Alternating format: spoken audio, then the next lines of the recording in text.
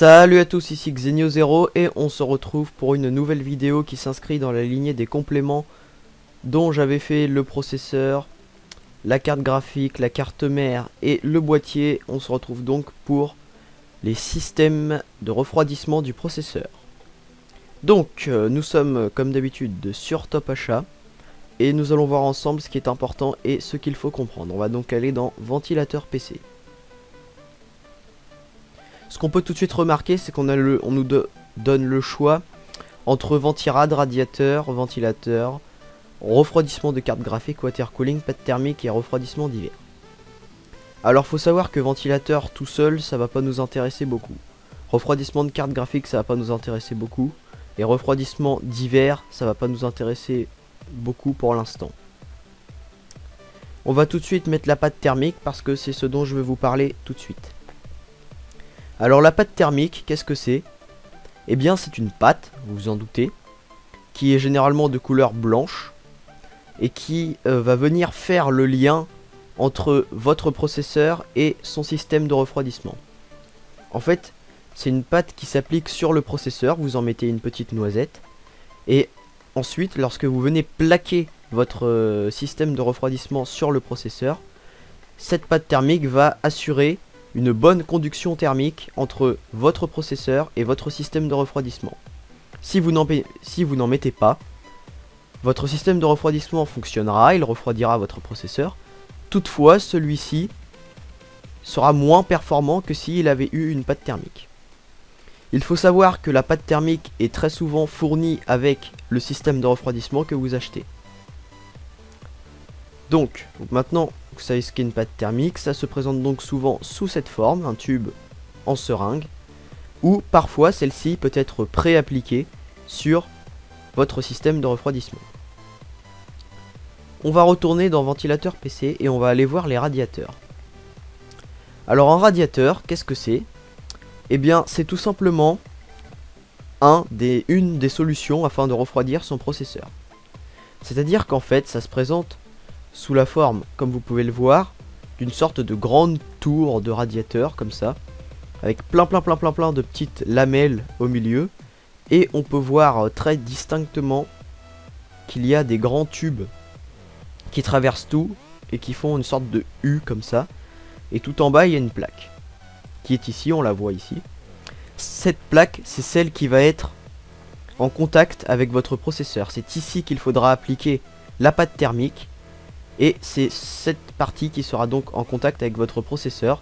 C'est cette partie qui assurera, entre guillemets, le refroidissement de votre processeur.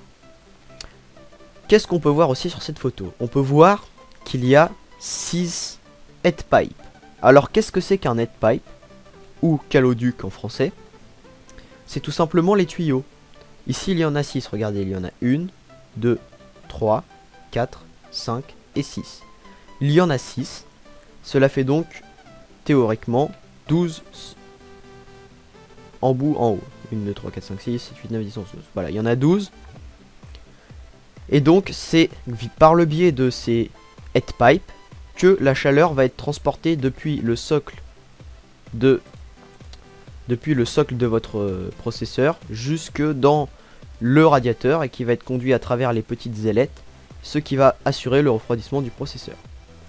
Sachez que mettre un radiateur seul est une solution plutôt orientée vers les petites configurations de type bureautique ou multimédia, car c'est une solution qui refroidira bien mal les processeurs gamers qui ont tendance à chauffer un peu plus.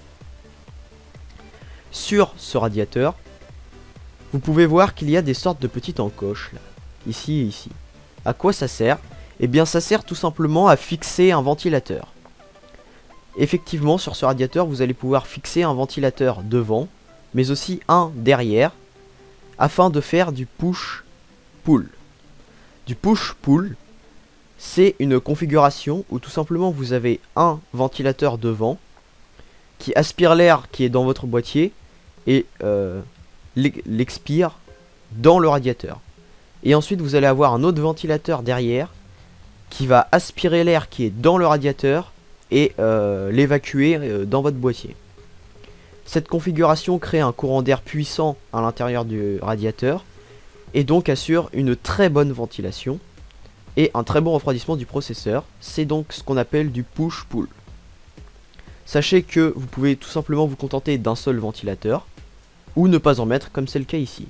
Mais ne pas en mettre, ce n'est pas une solution adaptée aux configurations gamer.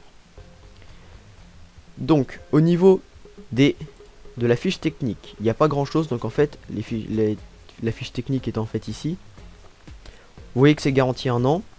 On nous dit que ce sont des ailettes en aluminium. C'est toujours intéressant de savoir que c'est de l'alu. 6 head pipe, c'est ce que je vous disais tout à l'heure. Donc maintenant vous savez ce qu'est un head pipe, vous savez ce qu'est le push-pull, vous savez ce qu'est la pâte thermique et vous savez donc ce qu'est un radiateur. Vous voyez que ce radiateur est compatible avec les différents sockets qui sont ici et qu'il est également adaptable sur le 2011 via un adaptateur que vous pouvez commander séparément. On va ensuite aller voir autre chose, le ventirad. Alors le ventirad, qu'est-ce que c'est? C'est tout simplement un radiateur avec au moins un ventilateur. Et pour éviter de dire radiateur plus ventilateur, on a comprimé ça en un seul mot, le ventirad. Donc ventilateur et radiateur ont donné ventirad. Donc c'est un ensemble, comme vous pouvez le voir, où on a ventilateur plus radiateur. A partir de là, on a plusieurs types de ventirad. On a les petits ventirad, j'appelle ça ronds.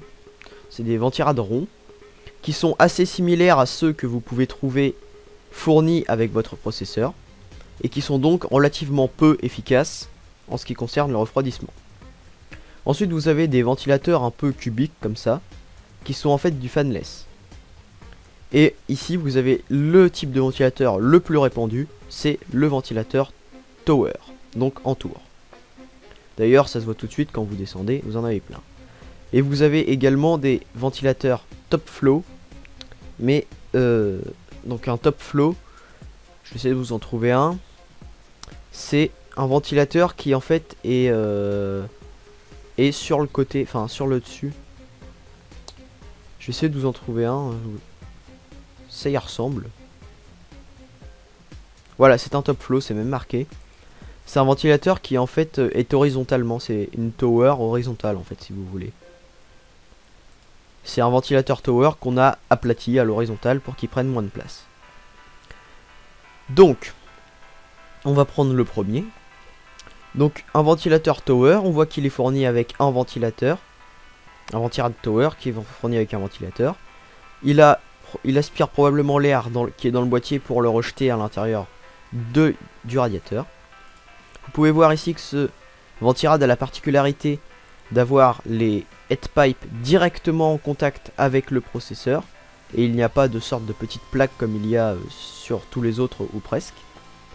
Vous pouvez voir que ce ventirad est relativement peu cher. C'est même une affaire. C'est un Cooler Master, donc ça c'est la marque. Hyper 212 Evo, c'est les références du ventilateur, du ventirad. Il est compatible avec les sockets suivants, bon je vais pas tous les lire. Et donc, vous avez donc 4 caloducs. Donc caloduc c'est tout simplement les head pipes. C'est la même chose sauf que head pipe c'est anglais, caloduc c'est français. C'est donc le même mot. C'est comme si vous disiez un œil et one eyes. C'est la même chose. Tous les sockets vous avez les dimensions auxquelles il faut faire attention parce que certains ventilateurs tower sont relativement grands et peuvent ne pas passer dans votre boîtier. On vous dit que c'est du cuivre et de l'alu, donc ça c'est intéressant. Donc le radiateur est entièrement en cuivre et en aluminium. Vous avez les dimensions du ventilateur, c'est un ventilateur de 120 mm. Et les dimensions du radiateur. Vous avez donc la vitesse du ventilateur en RPM. Et le niveau sonore de ce dernier. Donc on peut voir que franchement ce ventirad n'a rien à envier aux autres puisqu'il est pas trop mal. On va aller chercher un Noctua. Je crois que celui-ci... Attendez, je regarde. Non.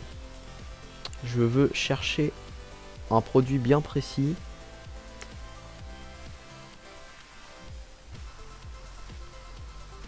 Ah voilà. Donc là, on a un Ventirad un peu plus spécial. C'est un Ventirad Tower, mais vous voyez qu'il est un peu spécial.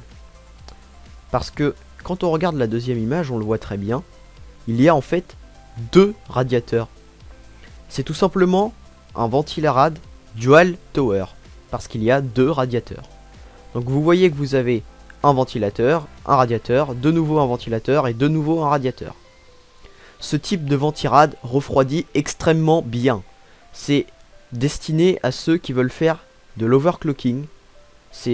D'ailleurs ce Ventirad là il est recommandé partout. Parce qu'il refroidit juste comme c'est pas permis. Parce que ici vous avez une tour en push and pull. Donc c'est-à-dire qu'ici vous avez ce ventilateur là qui aspire l'air, le souffle dans le radiateur. Vous avez ce ventilateur là qui aspire l'air du premier radiateur pour l'envoyer dans le deuxième. Vous avez un radiateur en push and pull et un en normal. Et ici vous pourrez même faire du double push and pull puisque vous allez pouvoir mettre encore un troisième ventilateur derrière qui réaspirera l'air du tout pour l'expirer derrière. Donc là ça vous fera un beau courant d'air qui sera sympa. Donc c'est un dual tower, on nous dit qu'il y a 6 Z-pipe, donc 6 caloducs. Attention vraiment à la taille de ce truc là qui peut être vraiment très énorme. D'ailleurs ça m'a l'air très énorme. Ici c'est ce que je vous disais tout à l'heure. Vous voyez qu'ici les headpipes ne sont pas directement en contact avec le processeur, ils passent par une sorte de petite plaque. Alors que sur l'autre ils étaient directement en contact avec le processeur. Donc ici vous avez tous les sockets compatibles. Vous savez que la base est en cuivre et que les ailettes sont en aluminium. Vous avez le niveau sonore des ventilateurs qui ont l'air assez silencieux. La vitesse de rotation et les dimensions, c'est du 140 mm. Et que ça pèse presque 1 kg. 900 grammes. C'est assez énorme. Au niveau des avis, je pense que ça doit être du bon. Ah, pas trop. Prix trop élevé. Finition nulle. Bon, ça c'est bizarre. Bon, vous voyez que comparé au nombre d'avis positifs quand même. Bon, voilà. Donc, vous savez désormais ce qu'est la pâte thermique, ce qu'est un headpipe, ce qu'est un radiateur, ce qu'est un ventirad, ce qu'est un ventirad de type tower, ce qu'est un ventirad de type dual tower, ce qu'est un ventirad de type fanless, ce qu'est un ventirad de type top flow, et ce qu'est un ventirad rond. On va donc aller chercher le prochain système de refroidissement. C'est ceci, le water cooling.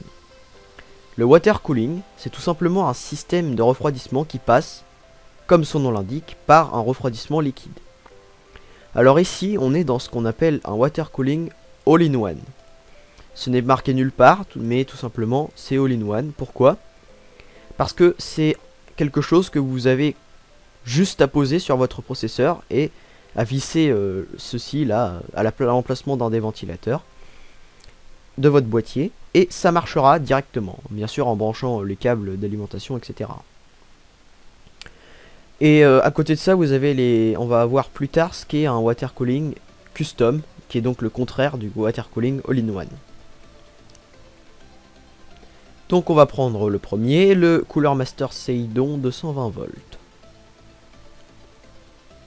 Donc comment ça marche cette chose?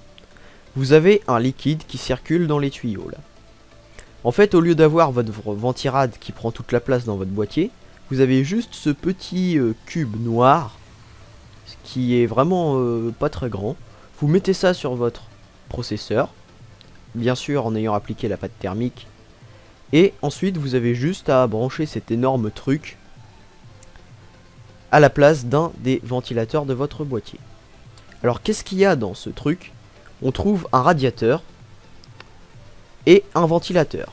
C'est étonnant, ça ressemble vraiment au ventirad. Et bien c'est parce qu'en fait c'est une sorte de ventirad, mais tout simplement au lieu d'être alimenté par des headpipes, il est alimenté directement par des tuyaux contenant du liquide de refroidissement.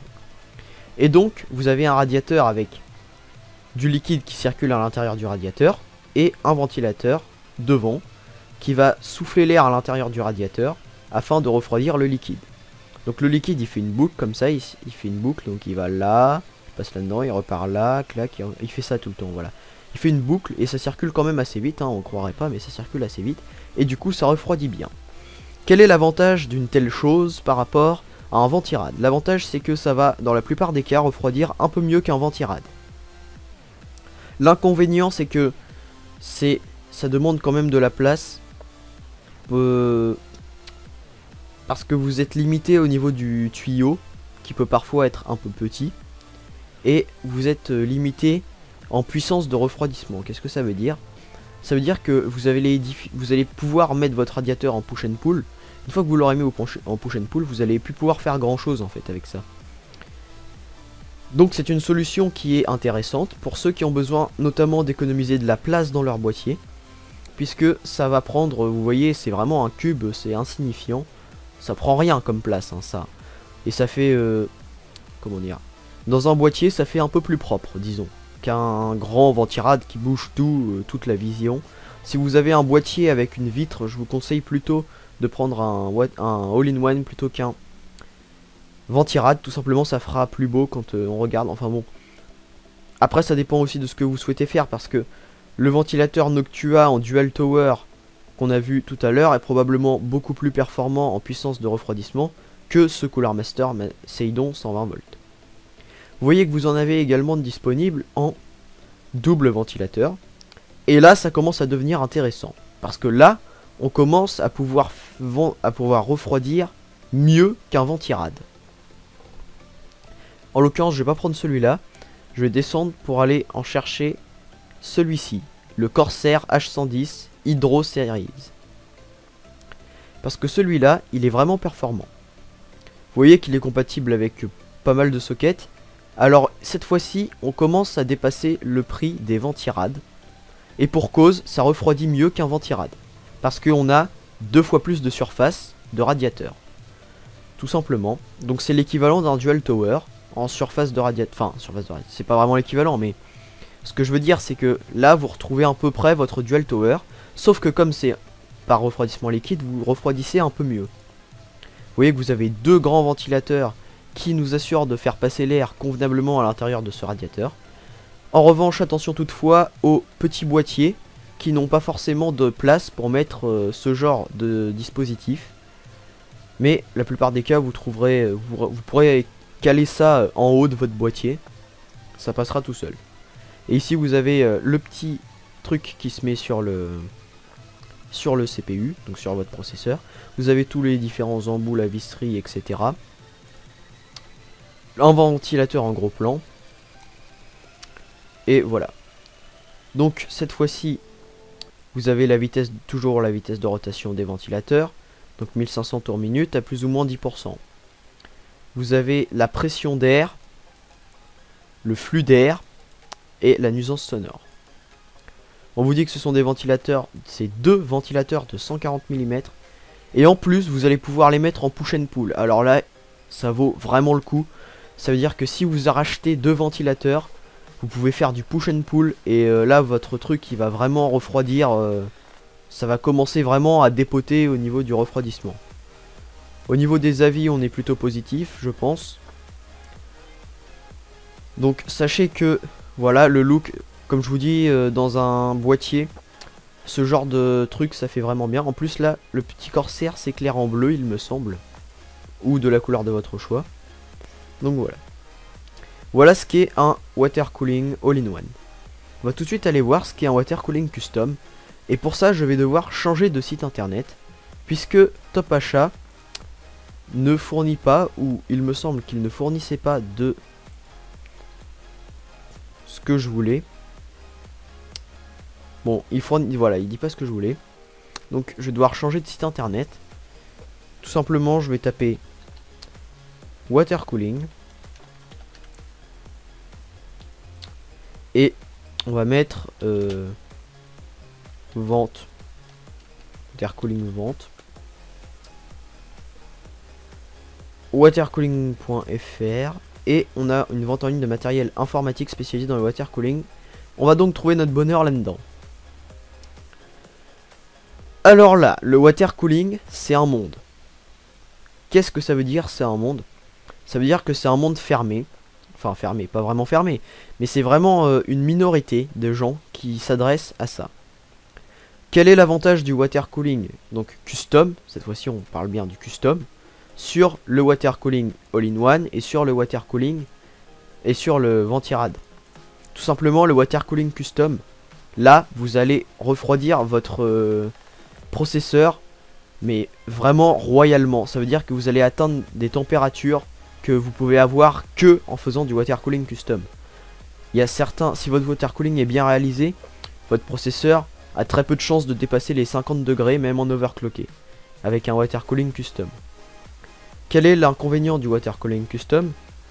Tout simplement, ça coûte une blinde, mais vraiment. Donc je vais voir s'il peut nous proposer des trucs. Ah voilà. Donc là j'ai été dans kit, ça vous a pas échappé. Et donc vous avez les kits complets. Il m'énerve, les kits D'accord, je pense qu'il faut cliquer là. Non, bon. Bon, d'accord. Donc vous avez les kits complets, ils sont là. Les kits hardware water cooling et etc. Donc un kit complet, comme vous pouvez le voir, le moins cher il est là. Il coûte 120 €. C'est le même prix que le all-in-one que on avait tout à l'heure. Sachant que là, normalement, si le kit est bien fait, vous avez tout ce qu'il faut pour refroidir votre CPU. Alors je vais zoomer, je vais faire un zoom comme ça, pour vous présenter les composants qu'on a là-dedans. Alors qu'est-ce qu'on a là-dedans? On a un radiateur, c'est ce truc là, avec deux ventilateurs bleus qui sont dessus. Alors le radiateur, c'est un composant qui va refroidir votre fluide. Ici on a le water block CPU. Le water block CPU, qu'est-ce que c'est? C'est la pièce que vous allez poser, enfin que vous allez fixer sur votre processeur. Et sur cette pièce vous allez venir fixer vos tuyaux. Et ils vont tout simplement refroidir votre processeur. Ici vous avez une bouteille de liquide de refroidissement. Sur le côté vous avez du tuyau avec probablement de la visserie. Et ici vous avez ce qui doit être un ensemble réservoir-pompe. Sachez que vous pouvez trouver des pompes et des réservoirs individuellement. C'est même plus souvent le cas. Donc vous voyez qu'il est complet puisque vous avez tout ce qu'il faut. Donc là les trucs en métal c'est des supports pour pouvoir fixer la pompe réservoir à votre boîtier. Donc là vous avez tout ce qu'il faut pour démarrer votre water cooling. Vous avez des photos prises dans le noir. Donc voilà ce que ça rend un water cooling custom, donc leur water cooling custom. Vous avez le water block CPU qui est sur la carte mère, ça se voit très bien ici. Donc le water block CPU doit également être compatible avec votre socket. Vous avez les tuyaux qui partent, qui vont... donc là on voit que le gars a fait une boucle réservoir vers CPU, CPU vers ventirad. Enfin ventirad vers radiateur de water cooling qui est fourni avec des ventilateurs. Et qu'une fois le liquide refroidi, il repart dans l'ensemble pompe réservoir. Sachez que pour on va dire un meilleur fonctionnement de votre système, il est préférable que le réservoir soit plus en hauteur que votre pompe, soit au-dessus de votre pompe en fait. Enfin, peu importe dans le boîtier, mais que votre réservoir soit plus haut que votre pompe. Donc ici on voit que ça rend pas mal, c'est du verre, donc leur liquide qui avait l'air de rendre plutôt jaune ici, est en fait vert. Enfin, je pense que c'est les tuyaux qui font ça. Vous voyez que là, vous avez tout pour débuter, comme c'est marqué. Pour débuter, vous avez tout pour débuter, c'est l'idéal pour celui qui veut faire un water cooling, sachant que là, on est vraiment sur de l'entrée de gamme. Hein. J'insiste, 120 € un water cooling, c'est presque incroyable. Je vais juste faire un petit précédent pour aller voir ce qu'il y a d'autre. Et aller mettre des trucs un peu plus performants. Je vais essayer Waterblock. Donc vous avez plusieurs marques. Hein. Vous avez IK, vous avez Arctic, Zotac, toujours du IK ici, de l'Alpha Cool ici, du L'Art Couleur, c'était le premier qu'on a vu. Vous en avez plein d'autres, hein. Je vais mettre celui-ci, il m'a l'air complet. Donc, un petit deuxième pour la route et après j'enchaîne sur autre chose. Donc là vous êtes sur du water cooling custom en kit. C'est encore une spécialisation parce que vous avez le water cooling custom. Point. Et vous avez ici le water cooling custom en kit, c'est ce que je suis en train de vous parler depuis tout à l'heure, c'est un water cooler custom en kit. Ici vous voyez, vous avez un énorme radiateur qui est en 300 qui est en 380 mm. Non, 360 pardon.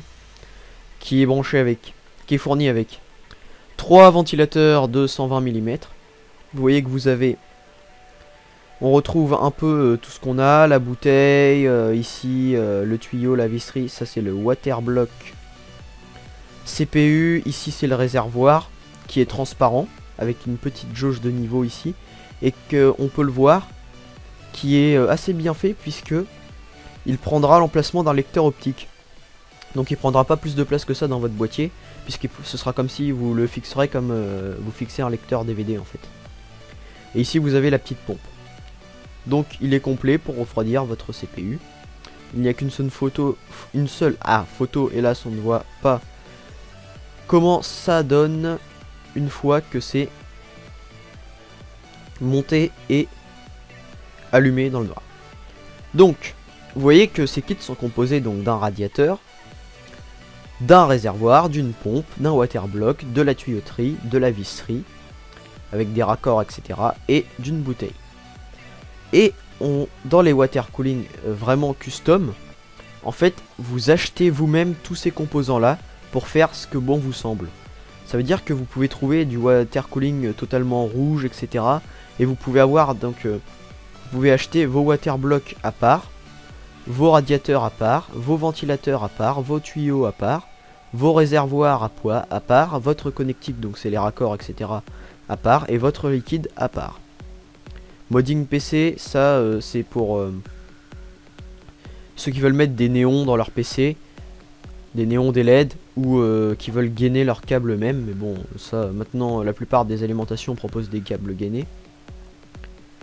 Donc si vous voulez faire votre water cooling vous-même, il faut que vous preniez un water block, une pompe, un radiateur, un ventilateur, des tuyaux, un réservoir, des raccords, du liquide et si vous souhaitez du modding PC, donc avec des néons, etc. L'autre avantage, gros avantage du water cooling, c'est qu'en plus de refroidir votre processeur, vous allez pouvoir refroidir votre carte graphique et même votre carte mère et même votre mémoire RAM avec ce système. Vous allez pouvoir faire ce qu'on appelle un full water cooling, c'est-à-dire que en fait vous allez refroidir tout votre PC comme ça. Alors pour pouvoir faire ça, il faudra préalablement vous munir de water block qu'il faut. Donc vous avez, comme vous le voyez, vous avez un water block CPU.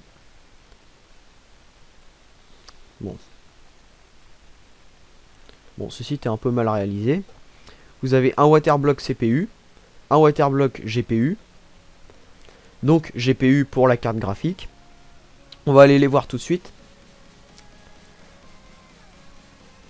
Donc les water block CPU, voilà à quoi ça ressemble. C'est ce genre de truc. Et il faut savoir que en fait vous achetez votre carte graphique dans par exemple sur Top Achat, vous achetez votre par exemple votre MSI GTX 770 et une fois que vous l'avez acheté, il va falloir que vous enleviez le système de refroidissement de chez MSI, c'est-à-dire les deux ventilateurs qui sont au-dessus de la carte. En fait il faut que vous enleviez le système de refroidissement de la carte et ensuite vous allez monter ça par dessus en prenant certaines précautions. Et si vous souhaitez que ça rende mieux, vous pouvez mettre ce qu'on appelle une backplate. C'est tout simplement une plaque qui se fixe à l'arrière de votre carte graphique. Voilà, une backplate. Et qui rend mieux dans votre PC si vous voulez. Donc voilà comment ça se passe pour les water blocks GPU.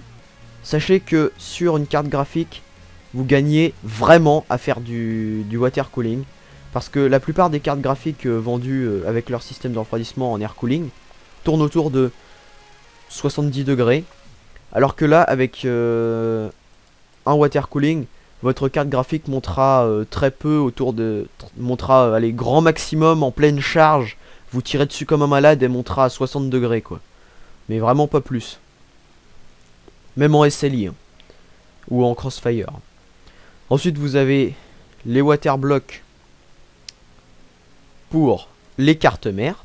Donc là encore une fois il va falloir que vous démontiez le système de refroidissement de votre carte mère afin de monter votre water block pour carte mère. Donc voilà comment ça se présente. En fait c'est pour refroidir si vous voulez la petite puce qui est sur votre carte mère. Et enfin vous avez les water blocks un peu plus spéciaux, donc pour la RAM. Je sais pas, apparemment ils en vendent pas ici. Vous avez des pattes thermiques, etc. Donc sachez qu'un water block, un water cooling, ça rentre très bien dans un PC. Pour vous le prouver, je vais tout simplement aller sur Google, je vais juste faire water cooling. Et vous allez voir que vraiment dans un PC, ça tue. Alors, le water cooling, il faut avoir les moyens. Donc le water cooling custom, bon, voilà ce que ça peut donner. Voilà, ça fait très très beau, ça tue. Et niveau température, c'est ouf quoi. Vous gagnez votre config, elle gagne vraiment à... Elle respire quoi, c'est quelque chose. En revanche c'est cher. Et en plus d'être cher, c'est disons que c'est plus du gadget. Ça n'a pas vraiment son utilité dans les PC gamers moyens. C'est vraiment dans les PC gamers haut de gamme ou ceux qui veulent s'orienter vers l'overclocking poussé qui vont devoir se tourner vers le water cooling. Et encore je pense qu'ils vont plutôt se tourner vers ce que j'ai montré au début de la vidéo, les water cooling all-in-one, plutôt que vers un water cooling custom. Donc pour résumer cette vidéo sur les systèmes de refroidissement, sachez que le plus répandu et celui que vous allez probablement avoir, c'est un Ventirad, tout simplement, comme j'ai montré au début. Pourquoi est-ce que j'ai passé si longtemps sur le water cooling? Parce que très peu de vidéos parlent du water cooling et ça me paraissait important que vous connaissiez cette solution. Alors c'est une solution qui est certes chère, mais en revanche vous gagnez vraiment au niveau des températures. C'est assez impressionnant parfois le gain que vous pouvez faire. Et votre config soufflera. Sachez que le Ventirad reste quand même la référence. Moi-même dans mon PC actuel c'est un Ventirad que j'ai. Donc le Ventirad c'est le plus répandu, c'est aussi le moins cher. C'est pour ça. Sauf que aujourd'hui certains Ventirad comme le Noctua Dual Tower que je vous ai montré en dernier des Ventirad arrivent quasiment aux mêmes performances qu'un water cooling all-in-one. Donc la question peut vraiment se poser entre Ventirad et water cooling all-in-one. En revanche pour le water cooling custom, bon ça coûte cher, voilà. Mais je voulais que vous sachiez que ça existe et que c'est pas réservé non plus à ceux qui sont aux configs de malades, des mecs voilà. Sachez que ça demande un peu plus de montage, il vous faudra obligatoirement 24 heures pour monter votre water cooling parce qu'il faut que la pompe tourne pendant 24 heures durant le montage. Mais sinon bon, c'est vrai que c'est un peu plus compliqué à monter parce que vous avez toujours la hantise qui est une fuite d'eau dans un PC. Vous pouvez imaginer les dégâts assez facilement ce que ça fait. Donc voilà, c'était juste pour vous dire que ça existait. Donc j'espère que vous avez apprécié cette vidéo. J'ai vraiment essayé d'être clair dans mes explications, de rien oublier. Donc je vous invite à aimer si vous avez aimé, à commenter si vous avez besoin de savoir quelque chose. Et je vous invite à mettre un pouce rouge si vous n'avez pas aimé. Et me dire dans les commentaires ce que vous n'avez pas aimé, qu'est-ce qui n'allait pas. Est-ce que c'est le fait que j'insiste un peu trop sur le water cooling? Mais parce que si j'ai insisté un peu trop sur le water cooling, comme je leur dis, c'est parce que très peu de vidéos en parlent et je voulais vraiment que vous sachiez que ça existait. Donc voilà. Je vous dis à plus et à bientôt sur ma chaîne. Allez, ciao ciao.